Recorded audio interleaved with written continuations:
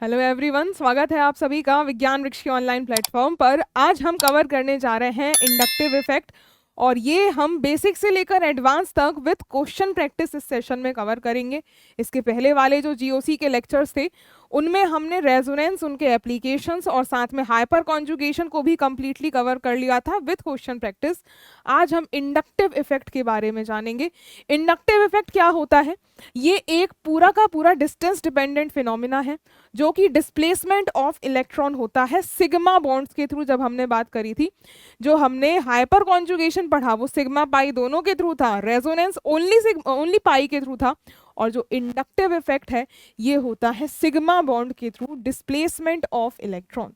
तो सबसे पहले इसमें आप लिखिए, it is the displacement of electron, it is displacement,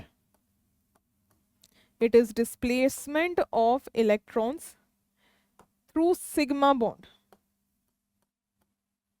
through sigma bond, sigma bond के थ्रू। और इसी तरीके से दूसरा क्या है, ये डिस्टेंस डिपेंडेंट होता है। It is a distance dependent, distance dependent factor. Distance dependent कैसे? मान लीजिए अगर हम इसे कार्बोकैटायन की स्टेबिलिटी पे अप्लाई कर रहे हैं तो जो भी इंडक्टिव इफेक्ट वाला ग्रुप होगा, जितने पास होगा उतना ज्यादा इफेक्ट करेगा, और जितनी दूरी पे प्रेजेंट होगा उसका इफेक्ट कम होता चला जाता है। तो ये डिस्टेंस डिपेंडेंट इफेक्ट होता है, और ये एक वीक इफेक्ट होता है। It is a weak effect, ये एक वीक इफेक्ट की कैटेगरी में लाई करता है। और इसके अलावा ये एक परमानेंट इफेक्ट होता है। It is a permanent effect. सारे इफेक्ट ये हमारे परमानेंट इफेक्ट की कैटेगरी में ही लाई कर रहे हैं।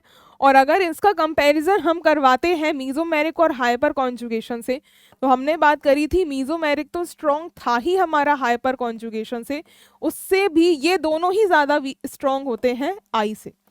तो सबसे वीकेस्ट इफेक्ट होता है इंडक्टिव इफेक्ट। अब इंडक्टिव इफेक्ट जो है, इसमें हम सबसे पहले ये जानते हैं कि ये जो इफेक्ट है डिस्टेंस पे डिपेंडेंट है, और मेनली यहाँ इलेक्ट्रोनेगेटिविटी वाले फैक्टर से ये काम करता है। तो इसमें हमें सबसे पहले ये जानना है कि इलेक्ट्रोनेगेटिविटी जो है उसका कैसे यहाँ पर रोल पड़ता है। तो नेक्स्ट हम देखने वाले हैं इलेक्ट्रोनेगेटिविटी। इलेक्ट्रोनेगेटिविटी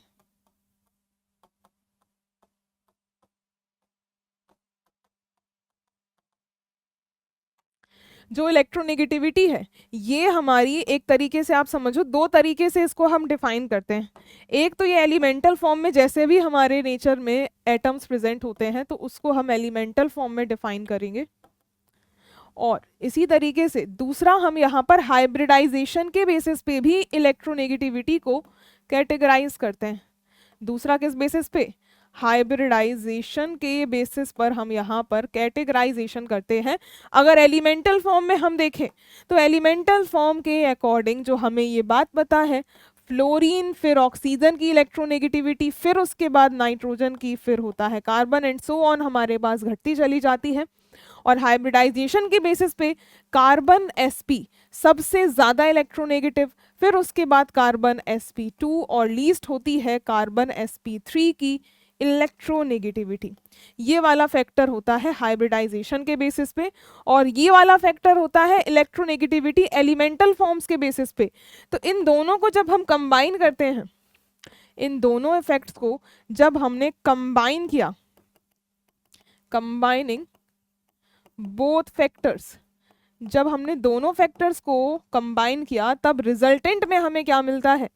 रिजल्टेंट में हमें मिलती है एक modified electronegativity, modified electronegativity. Modified electronegativity हम जानते हैं। अब ये मॉडिफाइड इलेक्ट्रोनेगेटिविटी है क्या, इसको समझते हैं। मॉडिफाइड इलेक्ट्रोनेगेटिविटी होती क्या है, इसको समझने के लिए ये भी आपकी दो तरीके से डिसाइड होती है। तो इसमें आप देखो, जो हमारे पास मॉडिफाइड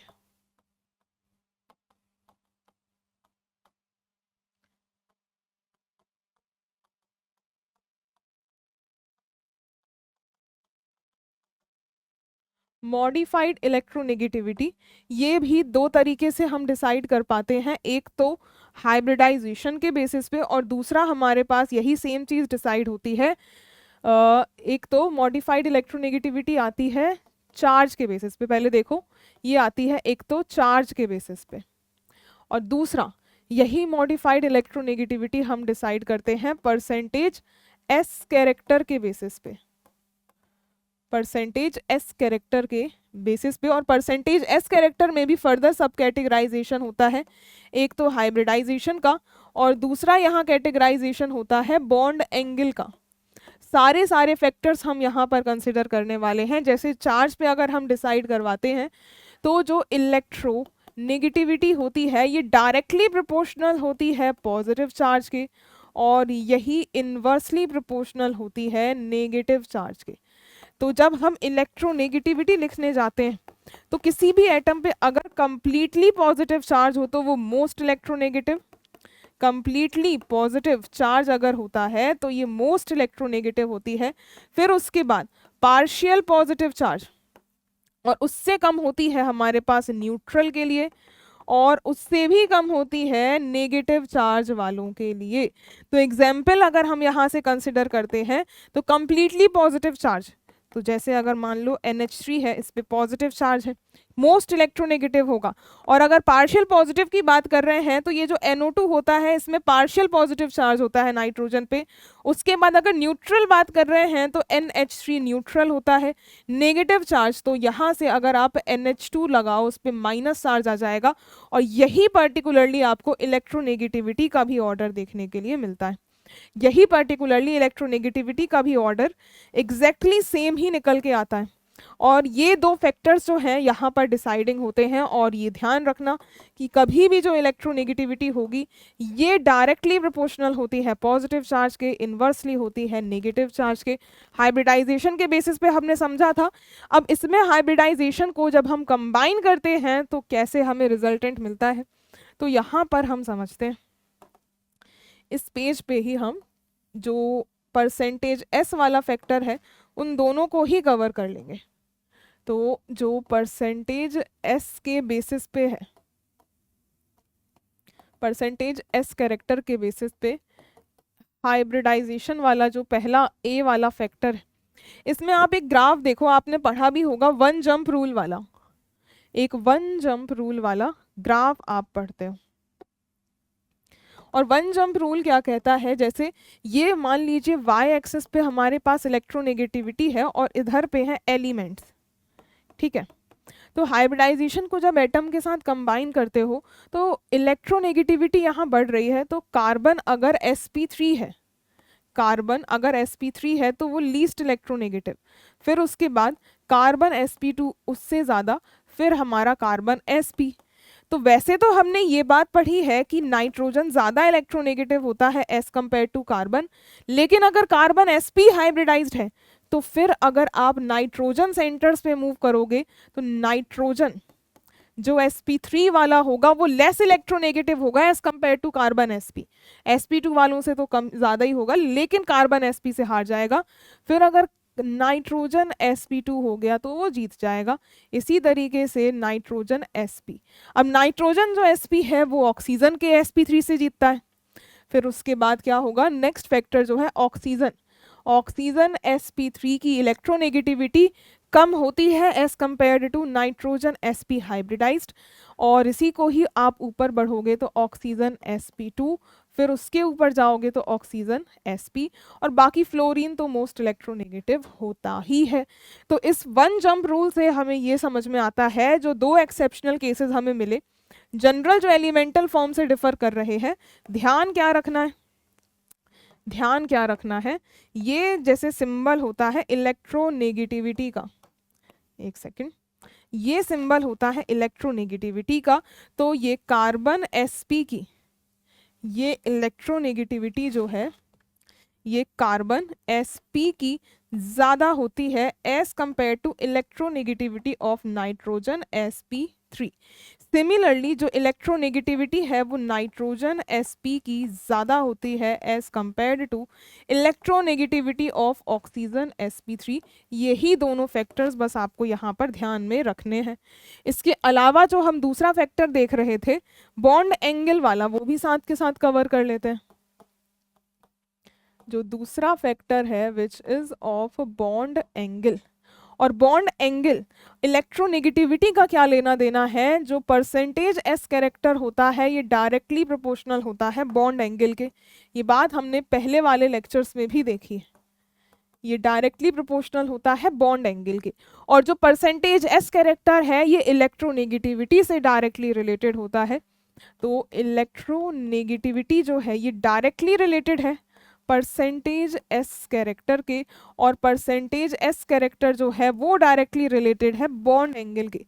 दैट मीन्स अगर हमारे पास कहीं पर भी बॉन्ड एंगल ज़्यादा है, परसेंटेज एस ज़्यादा होगा, दैट मीन्स उस केस में इलेक्ट्रोनेगेटिविटी ज़्यादा रही होगी। And वाइसा versa is also true. That means अगर किसी एटम में इलेक्ट्रोनेगेटिविटी ज़्यादा है, उसमें sp कैरेक्टर ज़्यादा होगा, उसका बॉन्ड एंगल भी ज़्यादा रहा होगा। अब इस फैक्टर को समझने के लिए जैसे मान लीजिए हमारे पास कार्बन ट्रिपल बॉन्ड ये वाले सेंटर रहते हैं, ये sp हाइब्रिडाइज्ड है। सिमिलरली इसके अलावा जो CH2 डबल बॉन्ड CH2 है, यहाँ कार्बन जो है वो होता है क्या, sp2 हाइब्रिडाइज्ड। और सिमिलरली CH3 और CH3 में carbon is sp3 hybridized. Percentage S least होता है जहाँ sp3 हाइब्रिडाइजेशन है। तो हम इस हिसाब से बोल सकते हैं कि अगर आपको इलेक्ट्रोनेगेटिविटी बतानी होती है ये हाईएस्ट और sp3 में लीस्ट होती है based on percentage S. And bond angle आपको पता है ये पूरे लीनियर होते हैं 180 डिग्रीज के, और इधर पे बॉन्ड एंगल कम होता जाता है, उधर पे बॉन्ड एंगल तो और 108 और 109 डिग्रीज के बीच में पहुंचा होता है sp3 सेंटर्स पे। तो दिस इज हाउ आपको इलेक्ट्रोनेगेटिविटी मॉडिफाइड वाली ध्यान में रखनी होती है। अब हम यहाँ पर जाने, इलेक्ट्रोनेगेटिविटी तो हो गई कंप्लीट, अब टाइप्स ऑफ इंडक्टिव इफेक्ट देख लेते हैं। तो next heading is going to be types of inductive effect. Types of inductive effect. Types of inductive, जैसे हमने हर जगह रेजोनेंस में +m और -m पढ़ा, उसी तरीके से हाइपर कॉन्जुगेशन में +h पढ़ा, -h पढ़ा, इधर पे भी वही सेम चीज ही पढ़नी है। एक होता है यहाँ पे हम पढ़ते हैं -i इफेक्ट, और दूसरा हम इधर पढ़ेंगे +i इफेक्ट। दूसरा हम यहाँ पे पढ़ेंगे +i इफेक्ट।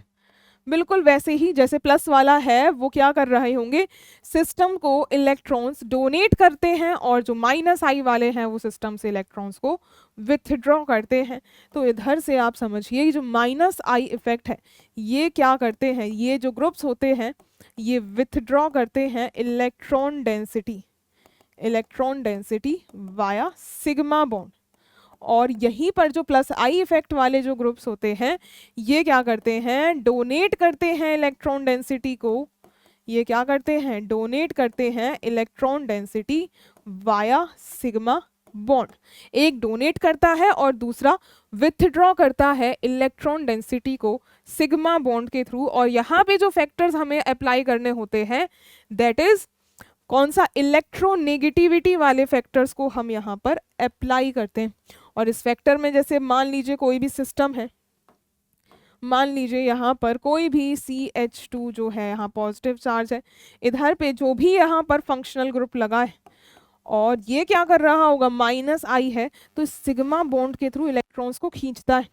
उसी तरीके से दूसरे में आप देखो यहाँ पे मान लीजिए कोई भी पॉजिटिव चार्ज है और ये जो फंक्शनल ग्रुप्स होंगे ये +i वाले हैं, तो ये सिग्मा बॉन्ड के थ्रू इलेक्ट्रॉन्स को डोनेट कर रहे होंगे।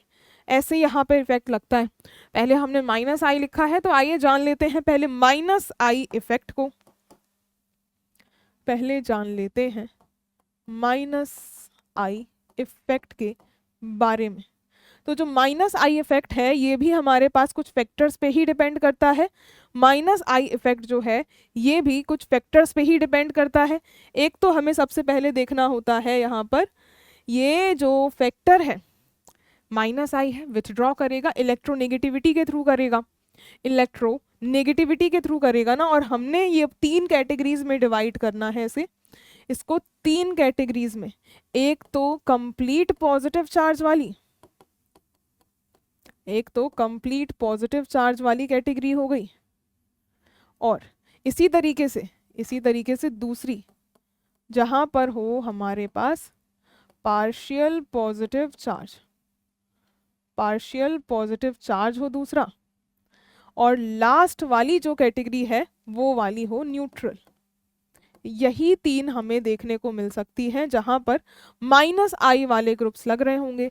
कंप्लीट पॉजिटिव चार्ज के एग्जाम्पल में अगर आप देखो तो एक तो हमने देख ही लिया था NH3 पॉजिटिव, सिमिलरली एक जैसे होता है SR2 पे पॉजिटिव या फिर SH2 पे पॉजिटिव चार्ज हो, सिमिलरली NR3 हो सकता है इस पर पॉजिटिव चार्ज हो। ये सारे कंप्लीट पॉजिटिव चार्ज कंटेनिंग जो ग्रुप्स होते हैं इनमें क्या लग रहा होता है, ये बहुत स्ट्रॉन्ग माइनस एम लगाते हैं, माइनस आई लगाते हैं सॉरी, क्योंकि इसमें इलेक्ट्रोनेगेटिविटी बहुत हाई होती है। दूसरा पार्शियल पॉजिटिव चार्ज वाले कौन से हैं, पार्शियल पॉजिटिव चार्ज में जैसे कार्बोनिल वाले सिस्टम है, COOH हो गया, COOMe हो गया, CHO हो गया, NO2 हो गया, और कौन से हो गए, इसके अलावा और कौन से होते हैं, साइनाइड भी इसी कैटेगरी में लाई करता है। ये सारे हमारे पार्शियल पॉजिटिव चार्ज वाले हैं। न्यूट्रल स्पीशीज जिसमें मोर इलेक्ट्रोनेगेटिविटी हो, जैसे ऑक्सीजन यहाँ OH वाला, NH2 में नाइट्रोजन हो गया, इसी तरीके से ये ज़्यादा इलेक्ट्रोनेगेटिव वाले होते हैं तो इनको ही हम कंसिडर करते हैं। और न्यूट्रल में जैसे फ्लोरीन हो गया और क्लोरीन हो गया, ये सारे हेलोजेंस भी काउंट होंगे। तो इस तरीके से माइनस आई की हम कैटेगरी को डिवाइड करते हैं, और ये सारे मोर इलेक्ट्रोनेगेटिव होते हैं। इसीलिए हमने सबसे पहले ही क्या किया था, इलेक्ट्रोनेगेटिविटी वाले फैक्टर्स को पढ़ा था, इसलिए हमने पहले ही इलेक्ट्रोनेगेटिविटी वाले फैक्टर्स को पढ़ा था। अब हम ये देखेंगे कि कौन से फैक्टर्स अफेक्ट करते हैं माइनस आई को। फैक्टर्स अफेक्टिंग माइनस आई स्ट्रेंथ, फैक्टर्स अफेक्टिंग माइनस आई स्ट्रेंथ, फैक्टर्स अफेक्टिंग माइनस आई की स्ट्रेंथ। और ये फैक्टर्स जो अफेक्ट करने वाले होते हैं ये आप याद रख सकते हो DNP रूल से, इसको आप याद रख सकते हो, DNP करके एक रूल होता है, DNP करके रूल होता है। और DNP रूल का मतलब क्या है, D से मतलब होता है डिस्टेंस, D से मतलब होता है डिस्टेंस का, N से मतलब होता है नंबर ऑफ ग्रुप्स का, और इसी तरीके से जो P है वो रिप्रेजेंट करती है पावर, पावर यानी कि स्ट्रेंथ, पावर यानी कि स्ट्रेंथ। तो हम इसको जैसे फैक्टर्स में डिवाइड कर रहे थे तो सबसे पहला ही फैक्टर है डिस्टेंस वाला, सबसे पहला ही फैक्टर होता है डिस्टेंस वाला। फिर उसके बाद जो दूसरा फैक्टर हम देखेंगे वो होता है number of groups, number of groups वाला फैक्टर हो गया। फिर जो थर्ड नंबर की कैटेगरी में लाई करता है तो वही जो पावर है वो कौन डिफाइन करेगा, इलेक्ट्रोनेगेटिविटी। और इलेक्ट्रोनेगेटिविटी जो है वो किस पे डिपेंड कर रही थी, वो हमने देखा था, एक तो वो चार्जेस वाले फैक्टर तो हमने ऑलरेडी पहले कवर कर लिए हैं, और दूसरा हो जाएगा यहाँ पर हाइब्रिडाइजेशन, और लास्टली बॉन्ड एंगल, लास्टली हो जाएगा बॉन्ड एंगल वाली कैटेगरीज। ये दोनों हमने ऑलरेडी कवर कर ली हैं। इन दोनों के बारे में हम बात करें तो डिस्टेंस का क्या फर्क पड़ता है, तो फर्स्ट हम यहाँ पर देखने वाले हैं डिस्टेंस, नंबर A डिस्टेंस। देखो डिस्टेंस हमने स्टार्टिंग में ही जो इंडक्टिव लिखा था तभी ही देख लिया था, ये डिस्टेंस पे डिपेंड करता है। तो चाहे प्लस आई इफेक्ट हो चाहे माइनस आई हो, तो जो भी इंडक्टिव इफेक्ट होगा, चाहे वो प्लस आई लग रहा हो चाहे वो माइनस आई लग रहा हो, तो ये इन्वर्सली रिलेटेड होते हैं डिस्टेंस के। इन्वर्सली रिलेटेड होते हैं डिस्टेंस के, मतलब जितनी दूरी पे जाएंगे उतना ही वीक हमारे पास जो इफेक्ट होगा वो लगता है। जितनी दूरी पर जाते जाएंगे उतना ही वीक जो है इफेक्ट की पावर होती जाती है। अगर यहाँ से हम समझे पॉजिटिव और नेगेटिव चार्ज के बेसिस पे, इसको अगर हम पॉजिटिव और नेगेटिव चार्ज के बेसिस पे सेपरेट करते हैं तो माइनस आई जो है वो पॉजिटिव चार्ज को कैसे स्टेबलाइज करेगा और यही नेगेटिव चार्ज को कैसे स्टेबलाइज करना है आइए जानते हैं। पॉजिटिव हो गया और ये हो गया नेगेटिव चार्ज, ये हो गया नेगेटिव चार्ज। अब पॉजिटिव चार्ज जो है ये खुद तो इलेक्ट्रॉन डेफिशिएंट है, स्टेबिलिटी के लिए इसे डोनर चाहिए होते हैं। तो positive charge is stabilized by, it is stabilized by ये माइनस आई की बात कर रहे हैं ना हम, यहाँ हम माइनस आई की बात कर रहे हैं, हम इंडक्टिव माइनस वाला ही तो पढ़ रहे हैं ना। तो पॉजिटिव चार्ज जो है वो अगर माइनस आई लेके आ रहे हो ना तो ये डीस्टेबलाइज हो जाएगा। Positive charge is destabilised, it is destabilised by minus I effect, by minus I groups. Minus I groups के थ्रू ये डीस्टेबलाइज हो जाते हैं, जबकि नेगेटिव चार्ज जो है it is stabilised by, negative charge is stabilised by minus I groups. Minus I groups को stabilise कर देता है नेगेटिव चार्ज वाले ग्रुप्स जो होते हैं। तो ये डिस्टेंस वाला फैक्टर कुछ इस तरीके से अफेक्ट होगा। और इसका जो क्वेश्चन है इसके बेसिस पे अगर आप क्वेश्चन करना चाहो तो इसके बेसिस पे, एक सेकंड, ये पहले हम यहाँ पर क्वेश्चन देखें। अगर ये वाला क्वेश्चन हम शिफ्ट कर लेते हैं ऊपर की तरफ, ये हो गया। अब ये चलो क्वेश्चन के पहले हमें और भी चीज़ें देखनी पड़ेंगी। क्वेश्चन के पहले अभी हमें यहाँ पे और भी फैक्टर्स देखने होंगे, जैसे नंबर ऑफ ग्रुप्स हो गए, डिस्टेंस हो गए। लेकिन चलो ये वाला हो जाएगा, बट स्टिल ये वाला हो जाएगा। हमने यहाँ पे पढ़ा था कि डिस्टेंस पे डिपेंड कर रहा है। अगर इस पे देखो ये नेगेटिव चार्ज जो है, हमने बोला है कि ये जो Cl है, हेलोजन है, माइनस आई लगाएगा, फ्लोरीन भी माइनस आई लगाएगा। और माइनस आई में भी कौन सा ज़्यादा स्ट्रॉन्ग होगा? जिसकी इलेक्ट्रोनेगेटिविटी ज़्यादा होगी, क्योंकि ये डायरेक्टली प्रोपोर्शनल होते हैं ना इलेक्ट्रोनेगेटिविटी पे। और इस हिसाब से हमें ये पता है fluorine is more electronegative than chlorine. और नेगेटिव चार्ज जो है ये स्टेबलाइज करे जाते हैं।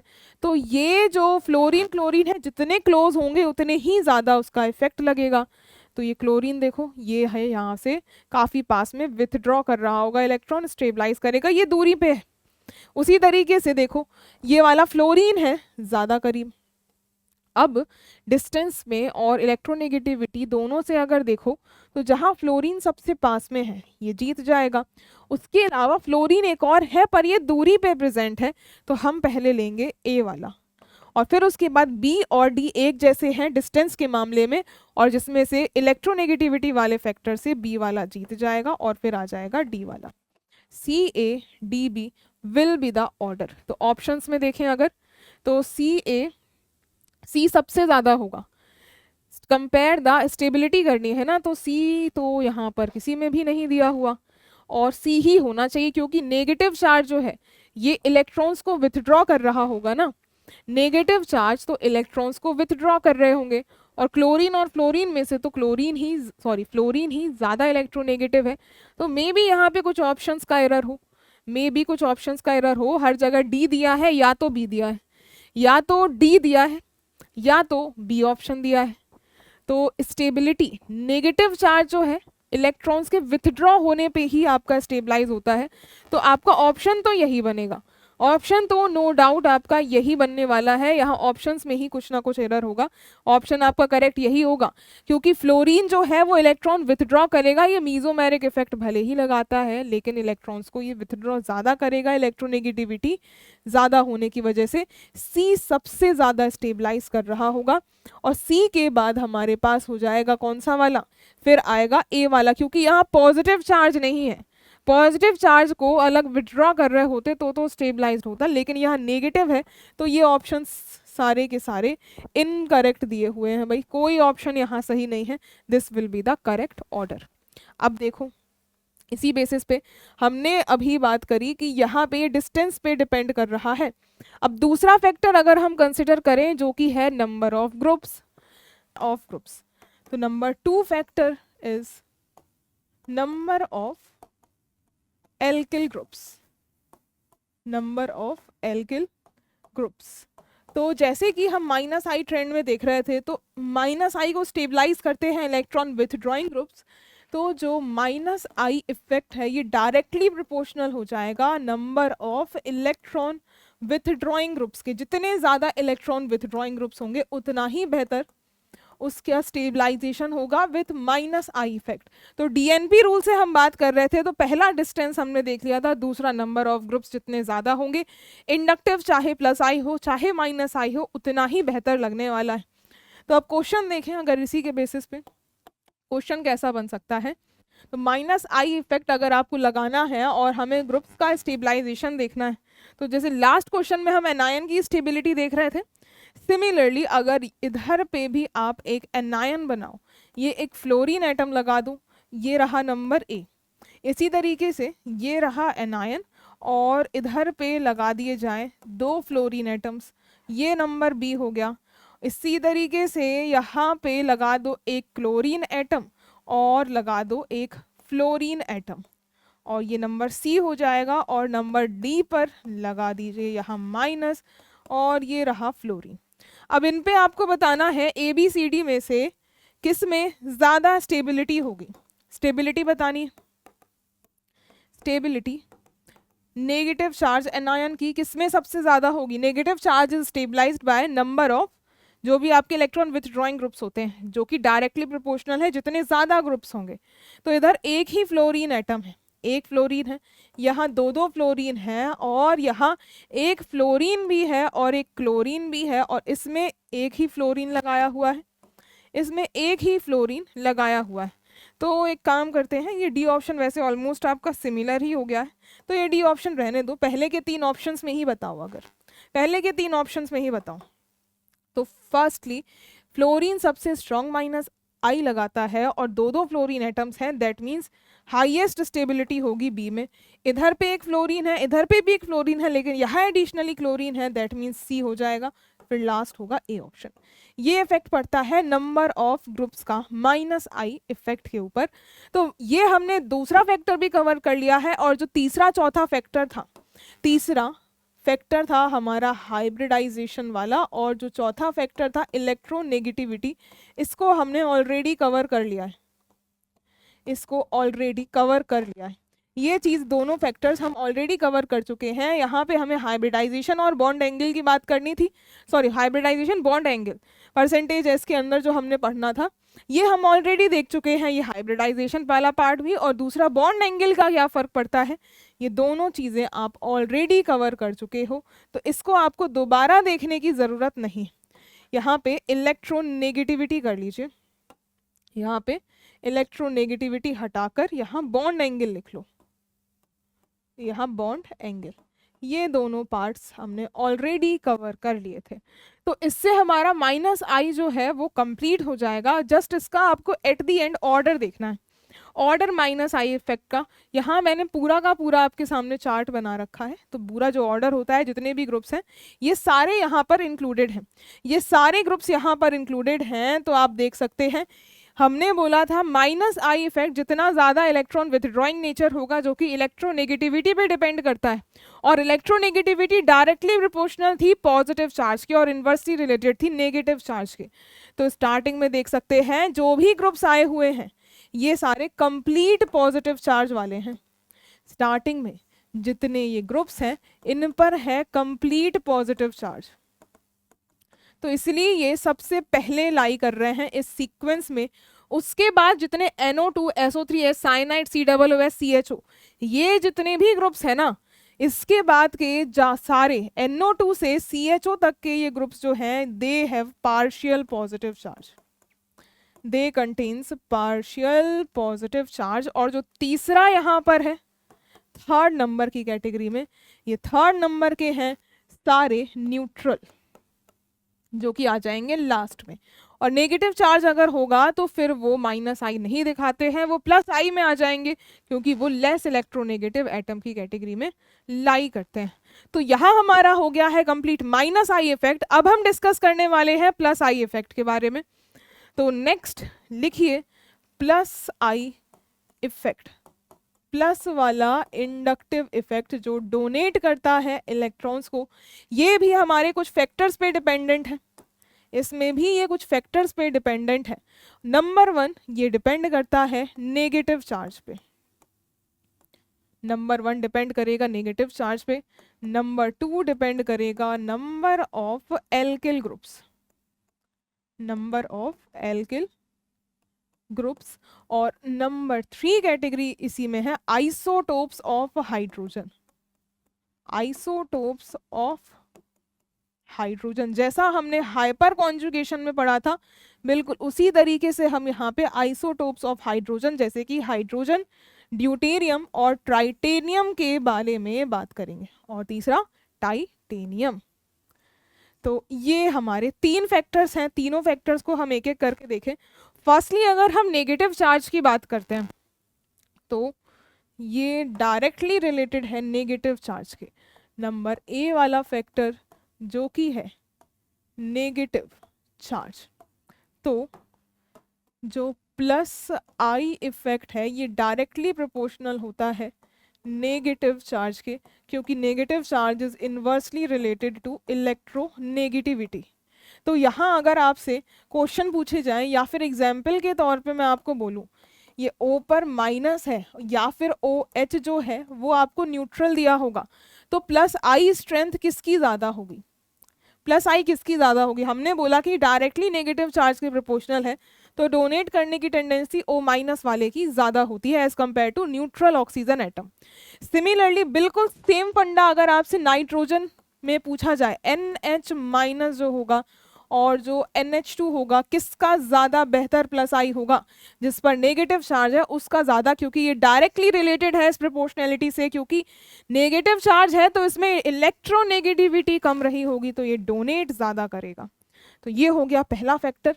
Now second factor B point में हमने लिखा था number of alkyl groups, number of alkyl groups की बात करें तो जैसे माइनस आई डायरेक्टली प्रोपोर्शनल थी नंबर ऑफ एल्किल ग्रुप्स की, here also plus I effect is directly related to number of alkyl groups. बिल्कुल वैसे ही सेम फंडा है आपको अप्लाई करने का, जितने एल्किल ग्रुप्स लगा दोगे उतनी ही बेहतर यहाँ प्लस आई इफेक्ट देखने को मिलेगा। And also it is directly proportional to branching, directly proportional to branching. जैसे कि मान लीजिए यहाँ पे कार्बोकैटायन है और अगले केस में यहाँ पे CH3 CH2 और ये लगा दिया जाए यहाँ पर CH3 ग्रुप और इस कार्बन से जुड़ा हो ये कार्बोकैटायन, किसका बेहतर स्टेबलाइजेशन होगा? स्टेबिलिटी किसकी ज़्यादा देखने के लिए मिलेगी? क्या पॉइंट करना चाहोगे इस बारे में, क्या पॉइंट करना चाहोगे? यहाँ देखो एक कार्बन 2 3 4, यहाँ पे 1 2 3 4 चारों कार्बन है, लेकिन यहाँ पे ब्रांचिंग ज़्यादा है तो ये ज़्यादा बेहतर स्टेबलाइजेशन दिखाएगी। जहाँ ब्रांचिंग ज़्यादा वहाँ प्लस आई ज़्यादा देखने के लिए मिलता है। तो ये था हमारा दूसरा फैक्टर।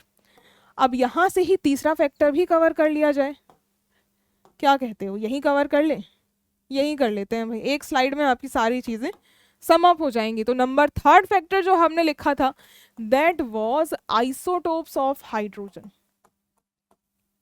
Isotopes of hydrogen. अब आइसोटोप्स ऑफ हाइड्रोजन का हमें क्या फंडा देखना है? जैसे ये इंडक्टिव है तो ये CH बॉन्ड रहा होगा, और एक पहले हम एक काम करते हैं CT लिखते हैं, ये क्योंकि सबसे छोटा बॉन्ड होता है, फिर उससे बड़ा होता है ड्यूटेरियम वाला और सबसे बड़ा होता है हाइड्रोजन वाला। अब ये जो इंडक्टिव इफेक्ट है हमने बात करी थी कि ये जो इंडक्टिव होता है ये इन्वर्सली रिलेटेड होता है डिस्टेंस के। तो डिस्टेंस जितनी ज़्यादा, जो कि हाइड्रोजन में सबसे ज़्यादा है, हाइड्रोजन के आइसोटोप के केस में जो डिस्टेंस है ना CH बॉन्ड जो रहेगा उसकी सबसे ज़्यादा है, दैट मीन्स ये इंडक्टिव लीस्ट दिखाएगा। दैट मीन्स अगर हम प्लस आई ट्रेंड की बात करेंगे तो CH3 की लीस्ट रहेगी, फिर CD3 की और फिर CT3 की। ये बेस्ड है किस पर? हाइड्रोजन, सॉरी बेस्ड है डिस्टेंस वाले फैक्टर पे। CH बॉन्ड में जितना ज्यादा डिस्टेंस होगा, इलेक्ट्रॉन्स के डिस्प्लेसमेंट में थ्रू सिग्मा बॉन्ड ज्यादा डिस्टेंस उसको ट्रेवल करना पड़ेगा और इंडक्टिव इफेक्ट का एक्सटेंट जो है वो डिक्रीज हो जाएगा। ये हमारा थर्ड फैक्टर भी कवर हो चुका है। तो ये था पूरा का पूरा इंडक्टिव प्लस आई इफेक्ट की कहानी। अब प्लस आई इफेक्ट में भी हमारे कुछ ट्रेंड होते हैं, वो ट्रेंड आपके सामने कुछ इस तरीके से है। CH3 इफेक्ट का ऑर्डर क्या रहेगा? नेगेटिव चार्ज जितना ज्यादा और इलेक्ट्रोनेगेटिविटी जितनी कम होगी उतना बेहतर आपका प्लस आई इफेक्ट होगा। तो इसी फंडों को ध्यान में रखते हुए नेगेटिव चार्ज वाले सारे पहले लाई कर रहे हैं। जितनी कार्बन की इलेक्ट्रोनेगेटिविटी सबसे कम है तो ये टॉप पे आ जाएगा, और ऑक्सीजन तक बढ़ते जाओगे तो जो प्लस आई ट्रेंड है वो कम होगा। फिर हमारा इस पे पार्शियल वाला चार्ज आ जाता है, तो ये आपकी स्टेबिलिटी। फिर उसके बाद टर्शियरी ब्यूटाइल ग्रुप में सबसे ज्यादा ब्रांचिंग, फिर आइसोब्यूटाइल में कम ब्रांचिंग, फिर ये जितने भी आइसोटोप्स हैं ट्राइटियम की सबसे ज्यादा, फिर CH3 और सिंगल एटम, फिर उस हिसाब से सीक्वेंस आपको देखने के लिए मिलेगा। ये ऑर्डर आपको लर्न ही कर लेना है, ये ऑर्डर आपको लर्न ही कर लेना है, तभी बात बनेगी। तो ये इंडक्टिव इफेक्ट की थ्योरी हमने पूरी देख ली है। अब इसको क्वेश्चंस में कैसे अप्लाई करते हैं देखें। क्वेश्चंस में इन्हें कैसे अप्लाई किया जाए। Most stable carbon ion among the following is, जितना इंडक्टिव था उससे रिलेटेड अब हम क्वेश्चंस देखने वाले हैं। तो कार्बन आयन है, stability of carbanion, stability of carbanion minus I इसको स्टेबलाइज करेगा, क्योंकि इलेक्ट्रॉन रिच स्पीशीज है और इनवर्स होगा प्लस आई के। ये सारी बातें हमने ऑलरेडी कवर कर ली हैं।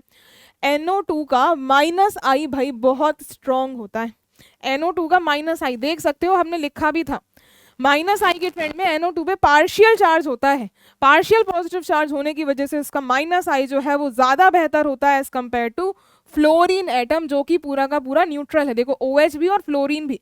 तो इसमें अगर हमें कहानी जो है, जो क्वेश्चन हम यहाँ डिस्कस कर रहे हैं, तो इसमें जो ग्रुप्स हैं उनको अगर कंपेयर करोगे, इनको अगर कंपेयर करेंगे, तो जो माइनस आई का ट्रेंड है वो NO2 का सबसे ज्यादा है, फिर आई थिंक साइनाइड एटम का होगा, फिर हो जाएगा फ्लोरीन, फ्लोरीन एटम का, और लीस्ट होगा OH एटम का।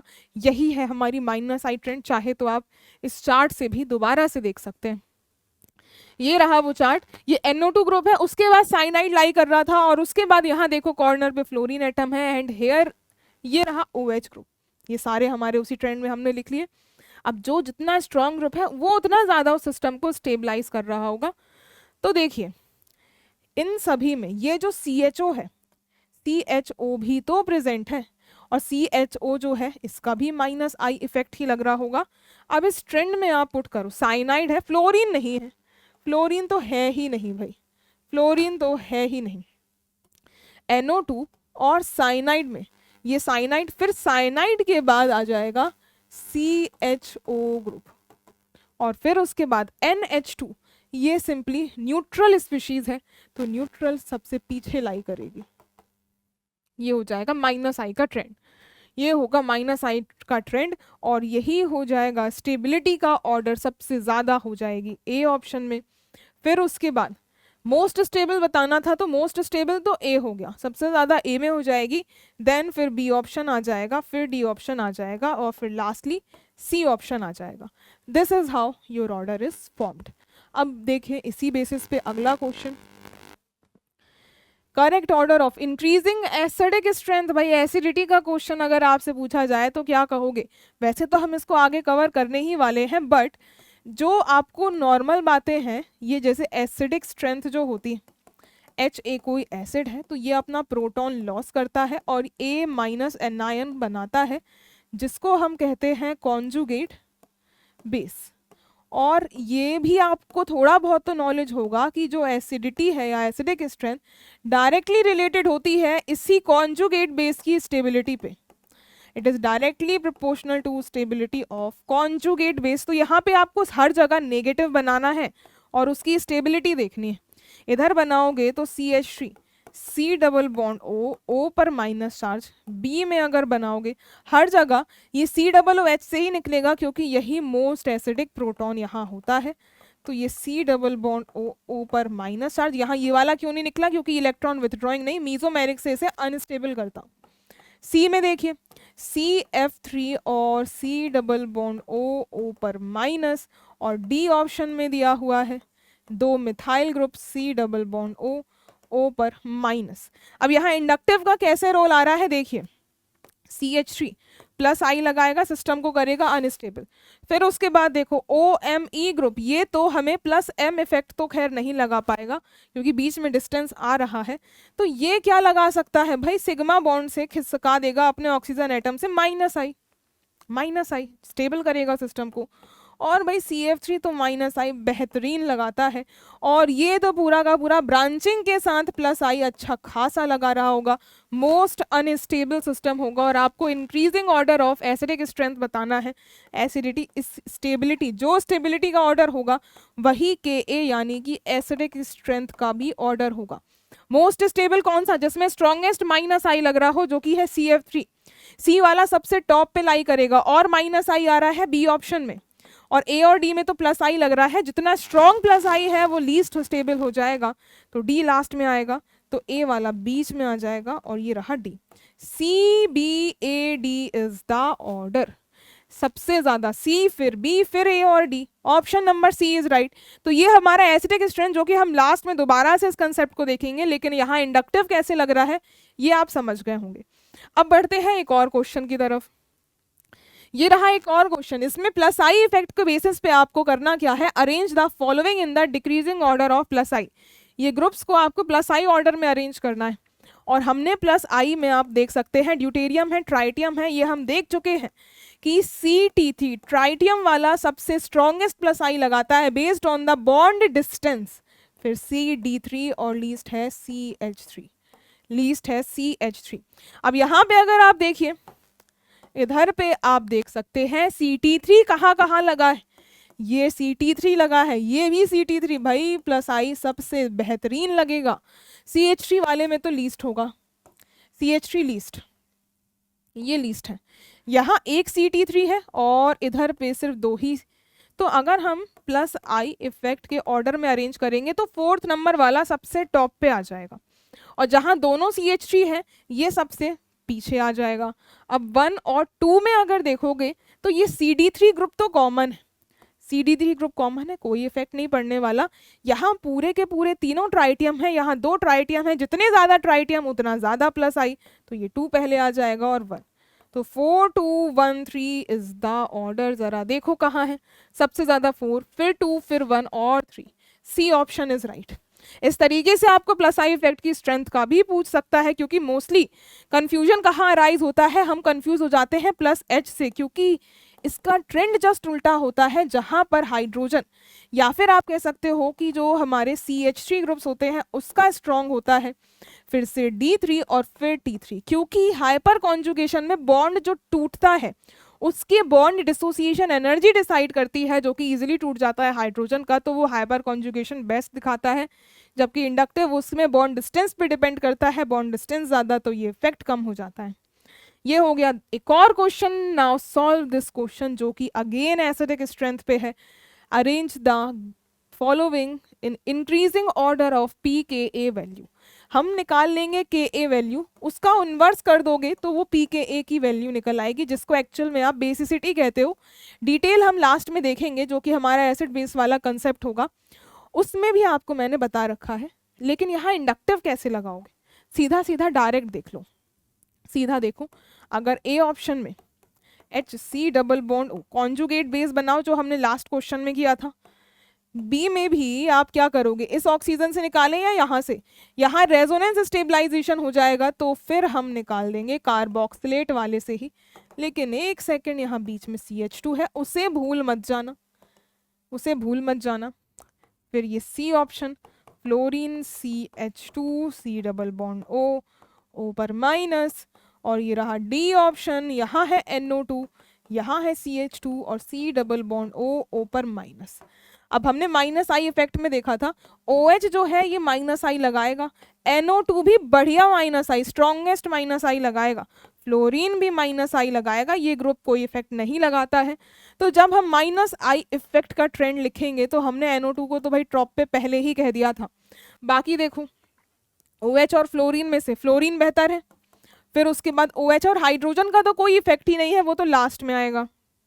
इधर देखिए ज़रा, अब होगा क्या, ऑल एंड ऑल हमें सबसे बेहतरीन माइनस आई दिख रहा है डी में, तो ये Ka वैल्यू का हम ऑर्डर लिखते हैं अगर, चलो इधर देख लो ऑर्डर, इधर देखते हैं Ka वैल्यू का ऑर्डर, तो बेहतरीन हमें दिख रहा है NO2 वाला, तो डी ऑप्शन मोस्ट स्टेबल, फिर फ्लोरीन वाला तो C आ जाएगा, फिर OH वाला विथड्रॉ करता है कुछ ना कुछ इलेक्ट्रॉन्स, तो हमारा B ऑप्शन आ जाएगा, और लास्ट में A ऑप्शन आएगा। PKA का इसका जस्ट उल्टा ट्रेंड लिखोगे, दैट मीन्स DCBA लार्जेस्ट होगा इस केस में। ऑप्शंस में से कौन सा फॉलो हो रहा है, DCBA, option number B is right. तो इस तरीके से आप यहाँ सीख चुके हैं कि एसिड बेस के कंसेप्ट में हमें कैसे इंडक्टिव इफेक्ट को अप्लाई करना होता है। टेबल जो है माइनस आई की वो बहुत इंपॉर्टेंट है, उसे ध्यान रखना है। अब देखिए ये थे जितने भी क्वेश्चन हमें करने थे, इंडक्टिव इफेक्ट इससे आपको पूरा का पूरा कंप्लीट समझ में आ चुका होगा। तो बाकी की चीज़ें हम नेक्स्ट लेक्चर में कवर करेंगे। Thank you so much.